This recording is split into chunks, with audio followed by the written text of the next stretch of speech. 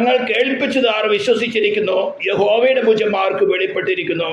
അവൻ ഇളയ തൈ പോലെയും വരണ്ട നിലത്തുനിന്ന് വേർ മുളയ്ക്കുന്നത് പോലെയും അവന്റെ മുമ്പാകെ വളരും. അവന് രൂപഗുണമില്ല, കോമളത്വമില്ല, കണ്ടാൽ ആഗ്രഹിക്കത്തക്ക സൗന്ദര്യവുമില്ല. അവൻ മനുഷ്യരാൽ നിന്ദിക്കപ്പെട്ടും ത്യജിക്കപ്പെട്ടും വ്യസനപാത്രമായും രോഗം ശീലിച്ചവനുമായിരുന്നു. അവനെ കാണുന്നവർ മുഖം മറച്ച് കളയത്തക്കവണ്ണം അവൻ നിന്ദിതനായിരുന്നു. നാം അവനെ ആദരിച്ചതുമില്ല. സ്തോത്രം. ആമേൻ. കർത്താവിൻ്റെ ക്രൂശീകരണത്തോട് അനുബന്ധിച്ച് കർത്താവിൻ്റെ വരവിന് മുമ്പ് ആമേൻ നൂറുകണക്കിന് വർഷങ്ങൾക്ക് മുമ്പാണ് യെശയ്യാ പ്രവാചകനിൽ കൂടെ ദൈവത്തിൻ്റെ പരിശുദ്ധാത്മാവ് ഈ ക്രിസ്തുവിന് വരാൻ പോകുന്നതായ കഷ്ടതയെ വെളിപ്പെടുത്തിയത്.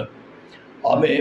കർത്താവ് താനും ആമേൻ മനുഷ്യനായിട്ട് മാനവജാതിയുടെ പ്രായശ്ചിത്തത്തിന് വേണ്ടി ഈ ഭൂമിയിൽ വരുന്നതിന് മുമ്പേ ഇതെല്ലാം അറിഞ്ഞിട്ട് താൻ തന്നെയാണ് ഈ വെളിപ്പാടുകളൊക്കെയും ക്രിസ്തുവിൻ്റെ ആത്മാവ് തന്നെയാണ് പഴയ നിയമത്തിലെ പ്രവാചകന്മാരുടെ ഉള്ളിൽ പ്രവർത്തിച്ചിരിക്കുന്നതെന്ന് പ്രവർത്തിച്ചെന്ന് നമ്മൾ പത്രോസിന്റെ ലേഖനത്തിൽ വായിക്കുന്നുണ്ട്. അവൻ എല്ലാം അറിഞ്ഞിട്ട് തന്നെയാണ് അവൻ ശത്രുക്കളും ദ്രോഹികളുമായി തീർന്ന മാനവജാതിയുടെ പ്രായശ്ചിത്തത്തിന് വേണ്ടി അവരെ വീണ്ടെടുക്കുവാൻ ദൈവനീതി മാനവജാതിയുടെ മേൽ വിധിച്ചതായ ശിക്ഷയെ ആമേൻ സ്തോത്രം മറയ്ക്കുവാനല്ല, ഇളവ് ചെയ്യുവാനല്ല, ശിക്ഷ നടത്തിയെടുക്കുവാൻ തക്കവണ്ണം കടന്നു വന്നത്. ഇതിൻ്റെ ആഴങ്ങളൊക്കെ വിശ്വാസികളുടെ ജീവിതത്തിൽ ആഴത്തിൽ കടന്നിരിക്കണം. നിസ്സാരമായൊരു സംഭവമല്ല കാൽവരിയിലെ യാഗം എന്ന് പറയുന്നത്, പ്രായശ്ചിത്തം എന്ന് പറയുന്നത്. ഹല്ലേലൂയ. അതിൻ്റെ ആ ഡിവൈൻ വാല്യൂ, ആ ദൈവനീതി എന്താണെന്ന് മനസ്സിലാക്കിയാൽ മാത്രമേ അതിനകത്തുള്ള കോംപ്ലിക്കേഷൻസ് മനസ്സിലാകുകയുള്ളൂ. ദൈവം സർവാധികാരിയായിരിക്കുന്ന സമയത്ത് ഇന്ന് പല ജനങ്ങളും തെറ്റിദ്ധരിച്ചിരിക്കുന്നത് പോലെ ദൈവത്തിന്റെ ഓർബിട്രറി ബില്ലിൽ അല്ലെങ്കിൽ സ്വേച്ഛാധികാരത്തിൽ ദൈവം എല്ലാം ചെയ്യുന്നു എന്നുള്ള ചിന്താഗതി തെറ്റാണ്. ശത്രുവായും വ്യാജമായ ഉപദേശങ്ങൾ, വ്യാജമായ ചിന്താഗതികൾ മാനവജാതിയുടെ മുമ്പിൽ കൊണ്ടുപോയിട്ടിട്ട് അവന്റെ പ്രായശ്ചിത്തത്തെ പോലും അവഗണിക്കത്തക്കപ്പോഴുള്ള പ്രവൃത്തികൾ, ഉപദേശങ്ങളാണ് നടക്കുന്നത്. ദൈവത്തിന് തൻ്റെ നീതിയെ മാറ്റിവെച്ചുകൊണ്ട് ഒരു പ്രവൃത്തി ചെയ്യുവാൻ സാധ്യമല്ലെന്ന് ഏതൊരു വിശ്വാസിയും ആദ്യമേ ഹൃദയത്തിൽ ഉറച്ചിരിക്കണം. ദൈവം അങ്ങനെ ചെയ്യുന്നവനല്ല, ചെയ്യുവാൻ സാധ്യമല്ല. ചെയ്താൽ അവൻ പിന്നെ ദൈവമല്ല. ഇത് നല്ലവണ്ണം ഉറച്ചിരിക്കണം. ദൈവം കരുണാസമ്പന്നനാണ് തീർച്ചയായിട്ടും. ദൈവ സ്നേഹം തന്നെ 100% ശരി തന്നെ. പക്ഷേ ദൈവത്തിന്റെ നീതിയെ മാറ്റിവെച്ചുകൊണ്ട്, ദൈവരാജ്യത്തിന്റെ നീതിയെ മാറ്റിവെച്ചുകൊണ്ട് ഒന്നും ചെയ്യുവാൻ സാധ്യമല്ല. ചെയ്താൽ പിന്നെ അവൻ ദൈവമല്ല. അതാണ് ക്രൂശിൽ നടക്കാൻ പോകുന്ന സംഭവത്തെ അനുസ്മരിച്ചുകൊണ്ട് താൻ സ്നാനപ്പെടുന്ന സമയത്ത് ഇപ്പോൾ സമ്മതിക്കുക, ഇങ്ങനെ സകല നീതിയും നിവർത്തിക്കുന്നത് നമുക്ക് ഉചിതമെന്ന് പറഞ്ഞത്. സ്തോത്രം.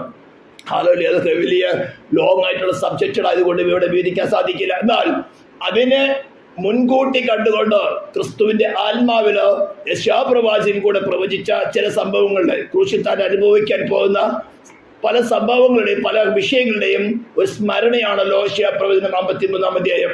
സ്തോത്രം. മിക്കവാറും സൺഡേ സ്കൂളിലൊക്കെ തുടങ്ങി കാണാപ്പാഠം പഠിക്കുകയും എല്ലാ കർത്തൃമേശയ്ക്കും മിക്കവാറും എല്ലാ കൂട്ടായ്മകളും വായിക്കുന്ന ദൈവവാക്യങ്ങൾ മാത്രമാണിത് തന്നെ. സ്തോത്രം. എന്നാൽ ഇതിന്റെ ആഴങ്ങൾ നമ്മുടെ വ്യക്തിപരമായ ജീവിതത്തിൽ എങ്ങനെയാണ് പ്രാവർത്തികമാക്കുന്നത്, എന്താണ് ഇതുമായിട്ട് നമുക്കുള്ള ബന്ധം?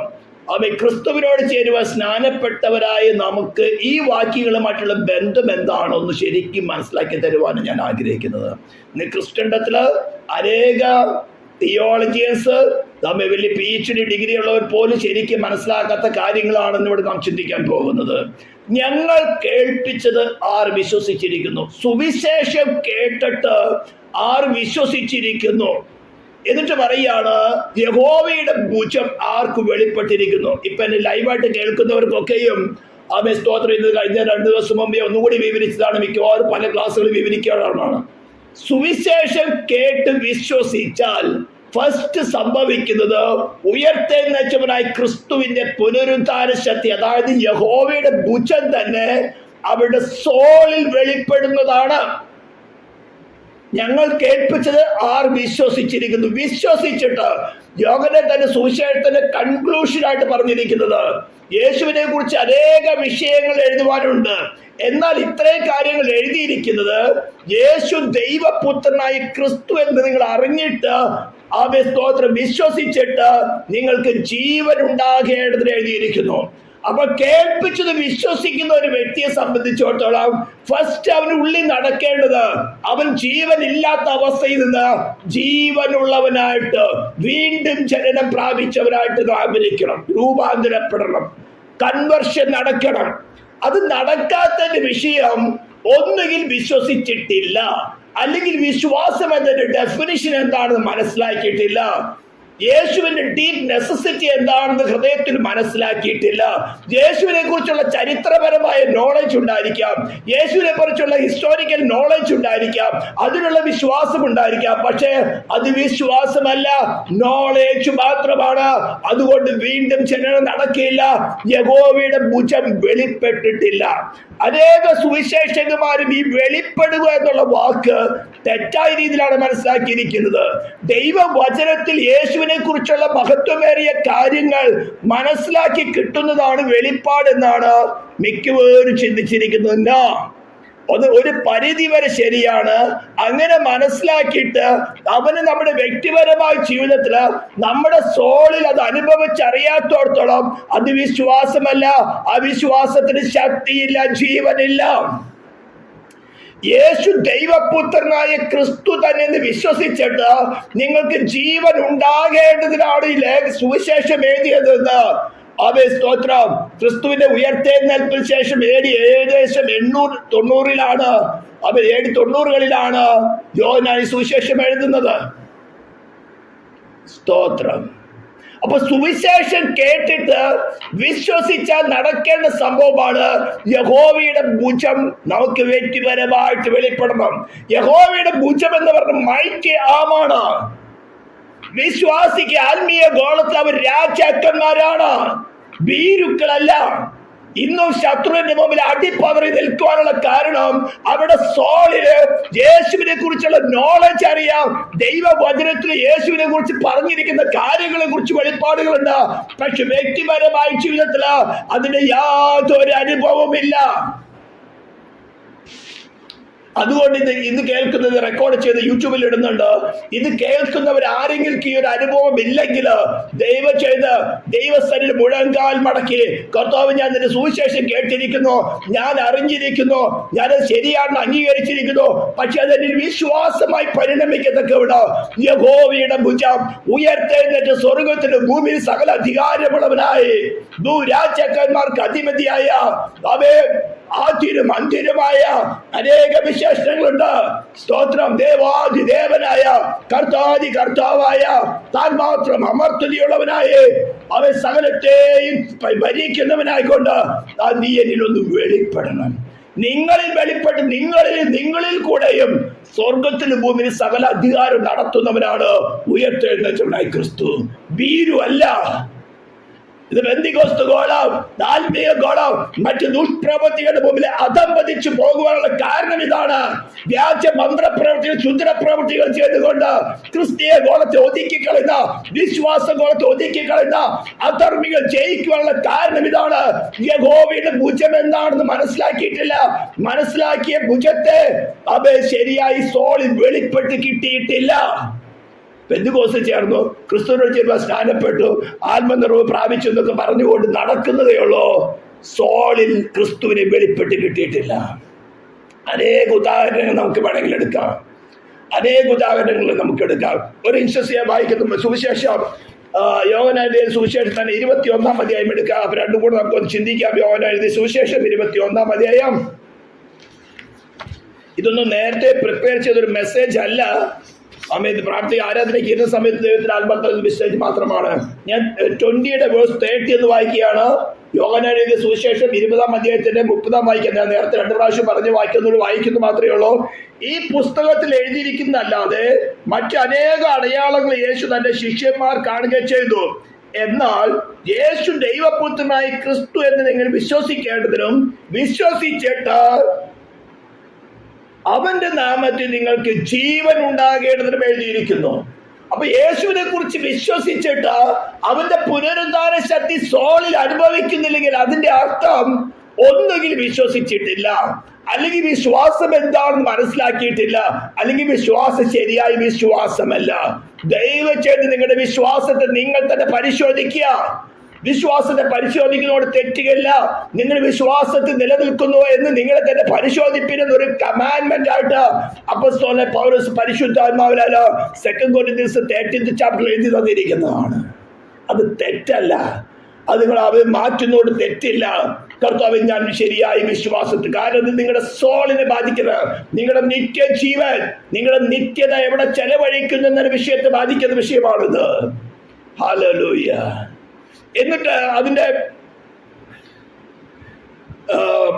ഒരു 21-ാം അധ്യായത്തിന്റെ 1 തുടങ്ങി നമ്മൾ അങ്ങോട്ട് വായിക്കുമ്പോൾ 7-ാം വാക്യം ഞാനെടുത്ത് വായിക്കുകയാണ്. യേശു സ്നേഹിച്ച ശിഷ്യൻ പത്രോസിനോട് അത് കർത്താവാകുന്നു എന്ന് പറഞ്ഞു. കർത്താവ് ആകുന്നു എന്ന് ശിമോൻ പത്രോസ് കേട്ടിട്ട് താൻ നഗ്നനാകിയാൽ അങ്കി അരയിൽ ചുറ്റി കടലിൽ ചാടി.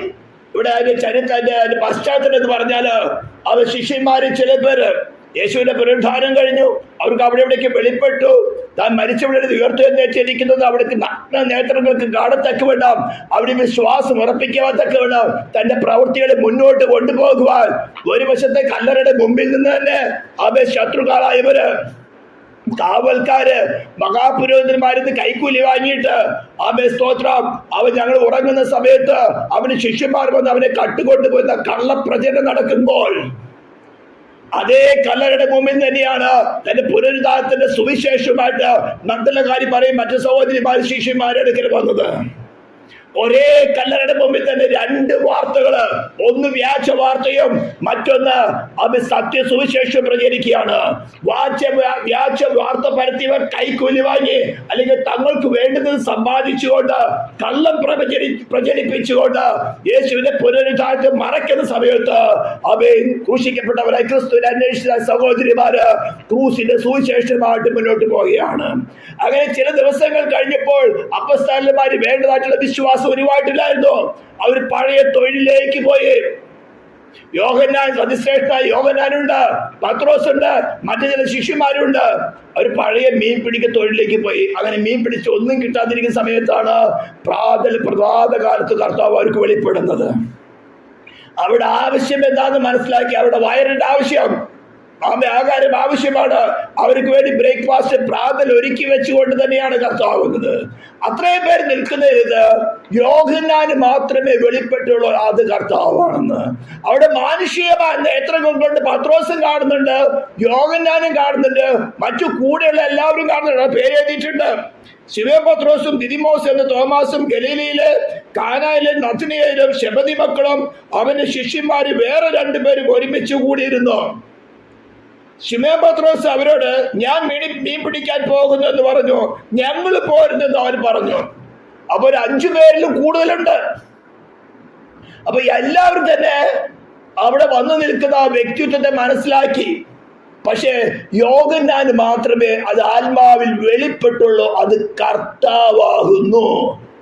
അത് യേശു ആകുന്നല്ല പറഞ്ഞത്. ആ വാക്കിന് വലിയ വിലയുണ്ട്. അത് കർത്താവാകുന്നു. Is our Lord. ഇത് സോളിൽ വെളിപ്പെട്ടെന്ന് കിട്ടുന്നത് മാനുഷ്യമായ നേത്രങ്ങൾ കൊണ്ട് ദിദിമോസ് തോമസും കണ്ടു, ശെബദി മക്കളും കണ്ടു, മറ്റു ചിലരും കണ്ടു, പത്രോസും കണ്ടു. പക്ഷെ അവർക്ക് കർത്താവാണെന്ന് വെളിപ്പെട്ടില്ല. ഈ ഒരു സത്യം പെന്തക്കോസ്ത് ഗോളത്തിന് മറഞ്ഞിരിക്കുകയാണ്. നിങ്ങളുടെ സോളിൽ ഉയർത്തെഴുന്നേറ്റവനെ ക്രിസ്തു വെളിപ്പെടുത്താത്തോടത്തോളം അത് ജീവനല്ല. ജീവൻ അവനിൽ മാത്രമേ ഉള്ളൂ. ക്രിസ്തുവിനെ കുറിച്ചുള്ള ചരിത്രപരമായ നോളജുകള്, ക്രിസ്തുവിനെ കുറിച്ചുള്ള ഭാവിയിലുള്ള കാര്യങ്ങള്, അവന്റെ ഡിവിനിറ്റി, അവന്റെ അനാദിര അസ്തിത്വം, പ്രീ എക്സിസ്റ്റൻസ്, ഇനി വരുവാനുള്ള സംഭവങ്ങളെ കുറിച്ചുള്ള വിവരങ്ങളൊക്കെയും പുതിയതായിട്ട് വെളിപ്പെട്ട് കിട്ടുമ്പോൾ, മനസ്സിലാക്കി കിട്ടുമ്പോൾ അതാണ് വെളിപ്പാടെന്ന് ചിന്തിച്ച് പ്രസംഗിക്കുന്ന അനേകരുണ്ട്.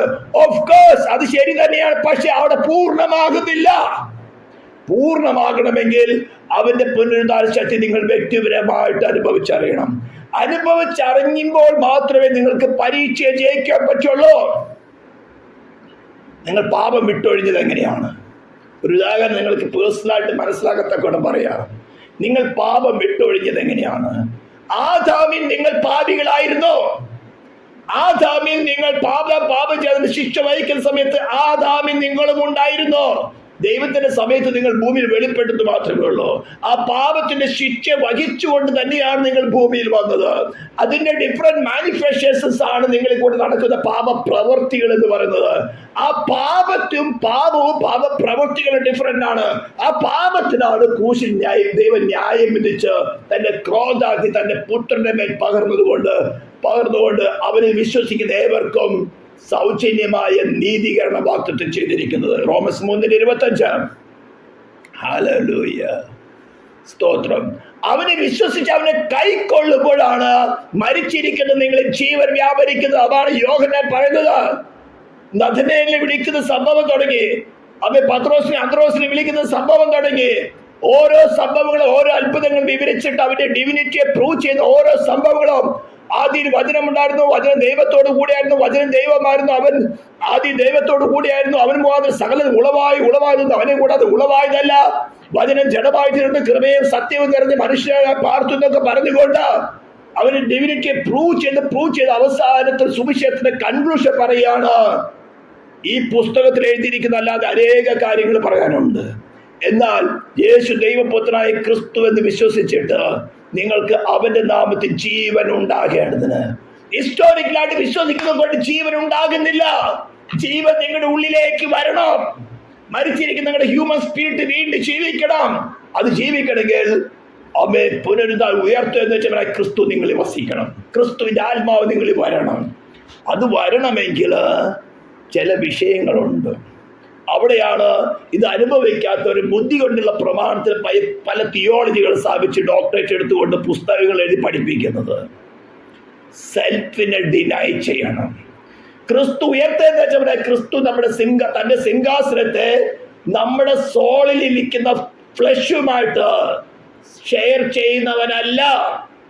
പരിശുദ്ധാത്മാവ് നമുക്ക് വെളിപ്പെടുത്തി തരുന്നതായിട്ട് നമ്മുടെ പാപ സ്വഭാവങ്ങള്, പാപപ്രവർത്തികള്, അല്ലെങ്കിൽ പാപത്തിന് വിധിച്ചതായിട്ടുള്ള ന്യായവിധിയെ കുറിച്ച് മനസ്സിലാക്കി, അയ്യോ ഞാൻ പാപി, ഞാൻ പാപം ചെയ്യുന്നതല്ല, അയ്യോ ഞാൻ പാപി, ബേസിക്കലി ഞാൻ സിന്നർ എന്ന് അക്നോളജ് ചെയ്ത് അതിനുള്ള ഏക പരിഹാരമായ ക്രിസ്തുവിനെ ഹൃദയത്തിൽ വാഴുവാൻ കൈക്കൊണ്ടാൽ നമ്മൾ വസിച്ചത് പാപം എന്ന ശക്തിയാണ് നമ്മൾ കൂടെ പാപ പ്രവർത്തികൾ ചെയ്തുകൊണ്ടിരുന്നത്. അതിനെ റീപ്ലേസ് ചെയ്യാൻ ഒരേ ഒരു വഴിയുള്ളൂ, ക്രിസ്തു യേശു മാത്രം. ഉയർത്തെഴുന്നേറ്റവനായ ക്രിസ്തുവിനെ കുറിച്ച് അല്ലെങ്കിൽ ഭൂമിയിൽ അത്ഭുതം നടത്തിയ ക്രിസ്തുവിനെ കുറിച്ചുള്ള നോളേജ് പോരാ. ഇത് പെന്തിക്കോസ്ത് കോളേജ് ഈ നോളേജ് അല്ലെങ്കിൽ ഈ സത്യം മാറ്റി കളഞ്ഞിരിക്കുകയാണ്. യഹോവയുടെ ഭുജം ആർക്കും വെളിപ്പെട്ടിരിക്കുന്നു. അതുകൊണ്ടാണ് ഇതെല്ലാം പോയിട്ട് ഇന്ന് രാഷ്ട്രീയക്കാരുമായിട്ട് തോളി കൈയിടുന്നത്. ഇന്നലെ നാം ചിന്തിച്ചതായിരുന്നു ക്ലാസ്സില്. അസത്യത്തെ വ്യാജമാതിരി വെറുത്ത് സത്യത്തോട് പറ്റിക്കൊള്ളുക, തീയതിന് വെറുത്ത് നന്മയോട് പറ്റിക്കൊള്ളുക. ഇത് ഞാൻ വളരെ അതിപ്രാവശ്യം എക്സ്പ്ലെയിൻ ചെയ്തിട്ടുള്ളതാണ്.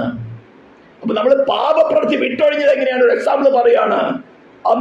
അവൻ തന്നെ ജനത്തെ അവരുടെ പാപങ്ങളിൽ രക്ഷിപ്പാനിരിക്കൊണ്ട് അവന് യേശു എന്ന് പേരിട്ടു. പരിശുദ്ധാത്മാവ് നമ്മളിൽ വന്ന് നമ്മുടെ പാപ പ്രവർത്തിക്ക് കാരണമായ പാപം എന്താണെന്ന് മനസ്സിലാക്കി തന്ന് അതിന് പരിഹാരമായ ക്രിസ്തു, ഏക വഴി ക്രിസ്തു മാത്രമാണെന്ന് മനസ്സിലാക്കി തന്ന് അത് നമ്മുടെ സോള് റെക്കഗ്നൈസ് ചെയ്യുവോളം നമ്മുടെ ട്രയൽസിൽ കൂടെ കടന്നു പോകാൻ അനുവദിച്ച് നമ്മൾ അവസാനം നമ്മുടെ സകല ആയുധങ്ങൾ താഴെ വയ്ക്കുമ്പോൾ മാത്രമേ ഉയർത്തുന്ന വെച്ചാൽ ക്രിസ്തു നമ്മുടെ സോളിൽ വെളിപ്പെടുകയുള്ളൂ.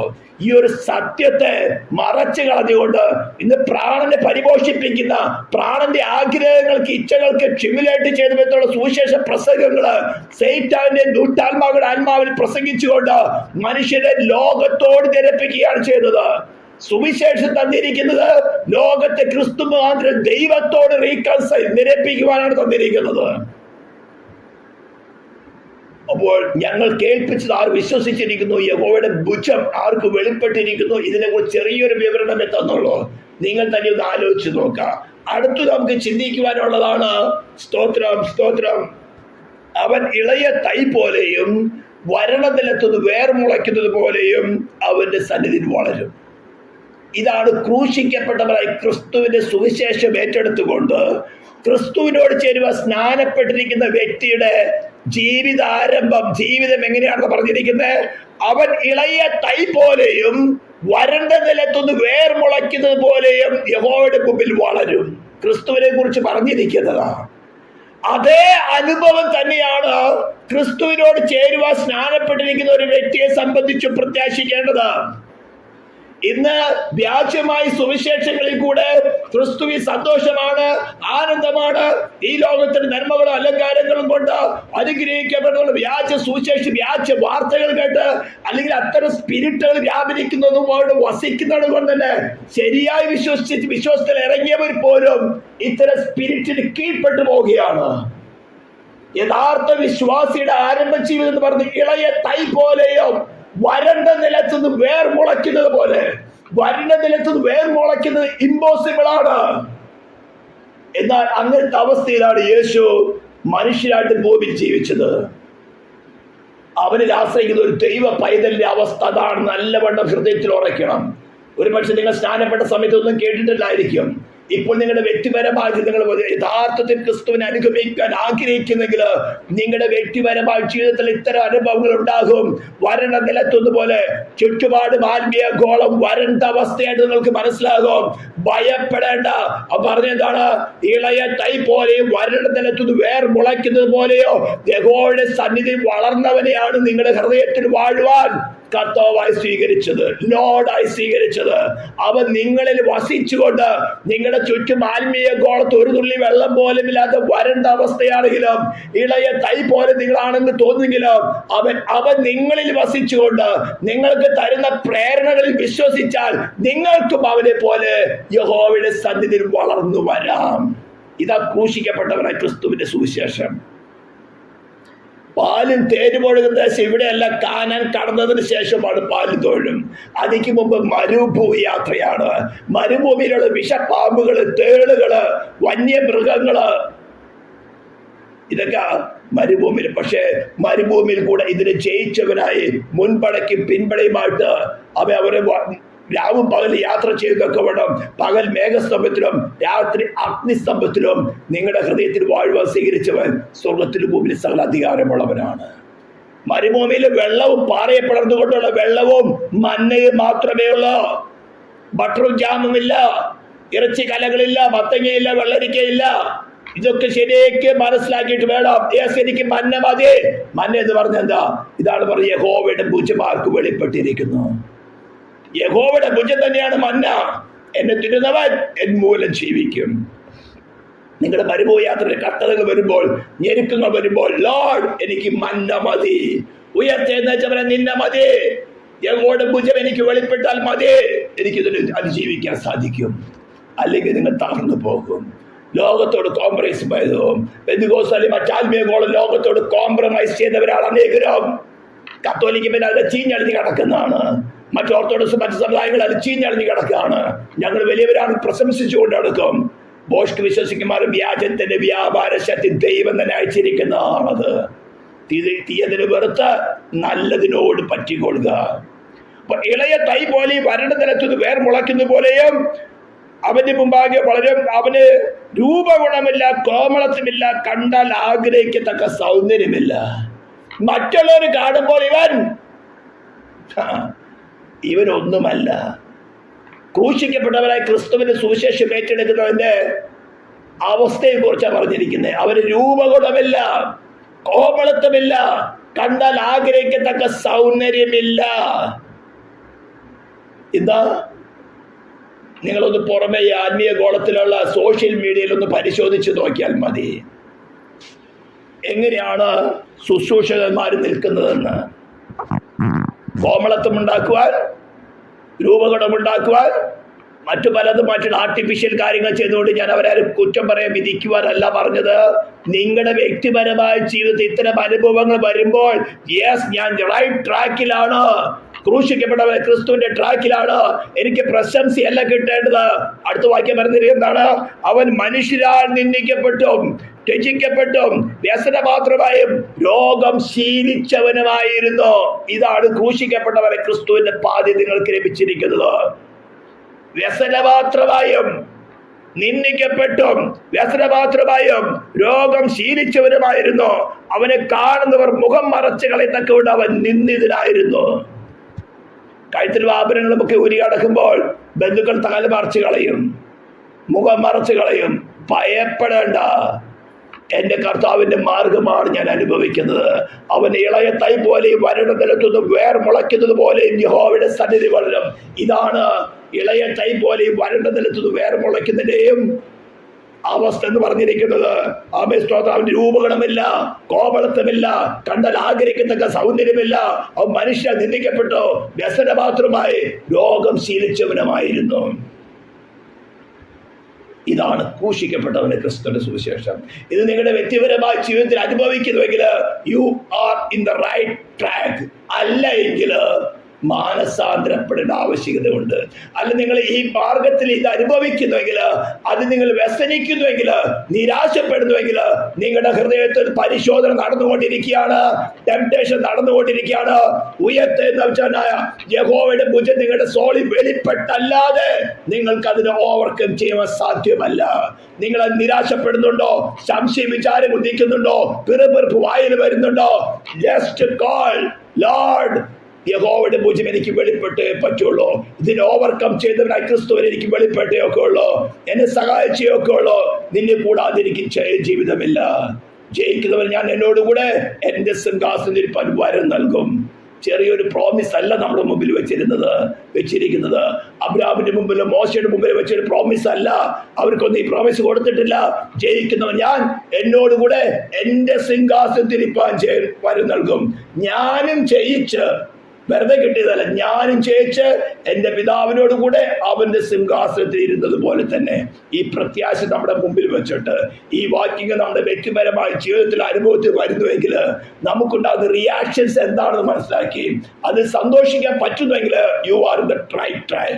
അത് സന്തോഷിക്കാൻ പറ്റുന്നില്ല, നിരാശപ്പെടുന്നുണ്ട്, ചോദ്യങ്ങൾ ഉയരുന്നുണ്ട്, ദുഃഖം വരുന്നുണ്ടെങ്കിൽ you are not in the right track. നിങ്ങൾ സ്ലിപ്പാവുള്ള വഴിയിലാണ്. ശത്രു പരീക്ഷിക്കുന്നുണ്ട്. Ask for the presence of the Lord. Lord, യഹോവയെ കുറിച്ച് എനിക്ക് വെളിപ്പെട്ടേക്കുള്ളൂ. ഞാൻ നിന്റെ സുവിശേഷം കൈക്കൊണ്ടതാണ്, പക്ഷേ എൻ്റെ സോളില് റൈറ്റായിട്ടും യഹോവയുടെ ഭുജം വെളിപ്പെട്ട് കിട്ടിയിട്ടില്ല.